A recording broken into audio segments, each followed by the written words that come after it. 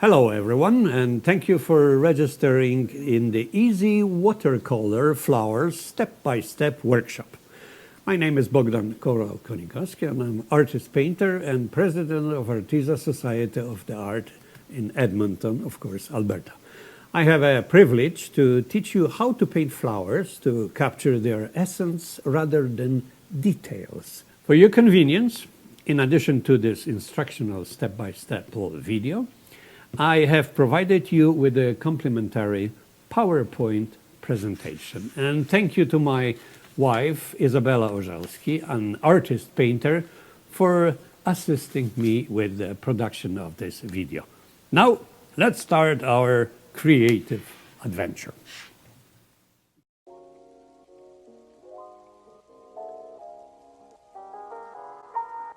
Hello guys! Today I want to teach you how to paint flowers in watercolors using markers.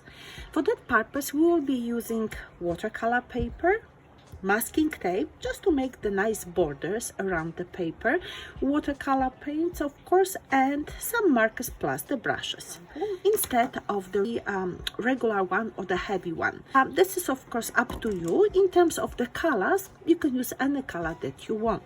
In terms of the markers, I suggest that you use Sharpies. Otherwise, the colors or the ink of the markers will bleed into your paint.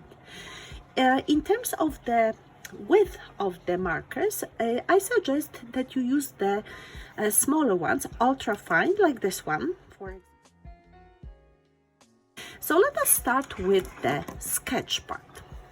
I will use the ultra fine Sharpie, black one. I can create the ground or I can go right away with the flowers. And remember that when you will work on those flowers, you want to be original. You don't want to do them very realistic. Those flowers have to represent you. So I like to have the center of the flower placed a little bit on the angle here. And I'm not really very watchful towards doing really precise those petals.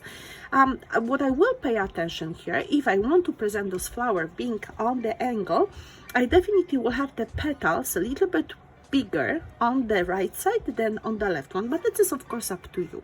So one is there, then I want to have another one, and this time I want to have the petals a little bit rounder, and notice those petals become smaller moving towards the right side and bigger being placed on the left side.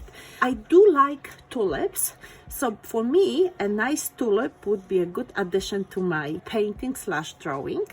A very simply way, you see, just even 3 petals will represent my tulip. And what I want to have the stamp.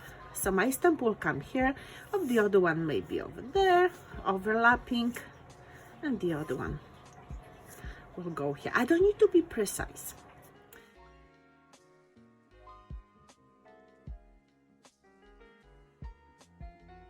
So the part of the sketch is completed. Again, if you want to, you can use different colors of the markers. I use black and I'm okay with it. So let's move to another part. Now we will need brushes, water, of course a container with water, our paint and paper towel. I just use a small piece. Now we have 2 techniques that you can apply here. One of them will be wet on wet, which I'm doing right now.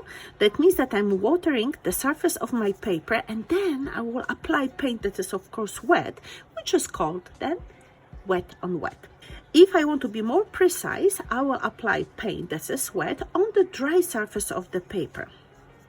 So we can decide that for some parts in our painting we want to use wet on wet, and for some parts we want to use a technique called wet on dry. What we want to think about, well, I think about the color. So I will use yellow because I love yellow color, and I want to have my beautiful flower, the first one, done with beautiful yellow color. So now when you can look at this, notice I'm extending the paint on purpose. I'm not following really precisely the shape of my petals, and this is on purpose because I do want to have this unevenness.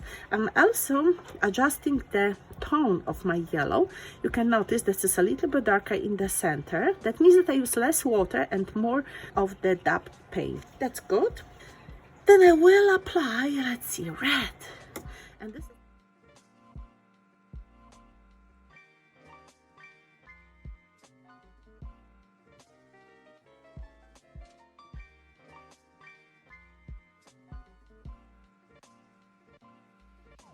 is some leaves now coming and some of the stems. Since green is a secondary color, then I can make the stems and the leaves with either directly green color or by using first yellow and then blue. So this way I will create my own green color.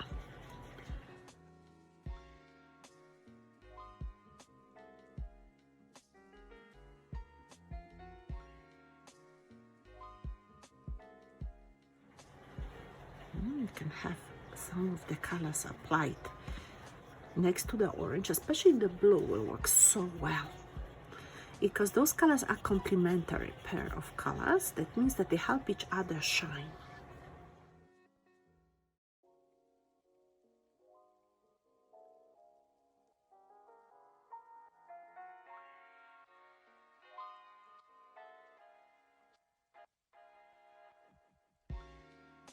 Then we have a very, very happy painting with flowers that create this feeling of happiness, joy, and especially in those times, that's what we are looking for. I can see here, this is not completed, so what I will do, I will apply a little bit of the orange here, just adding some spice.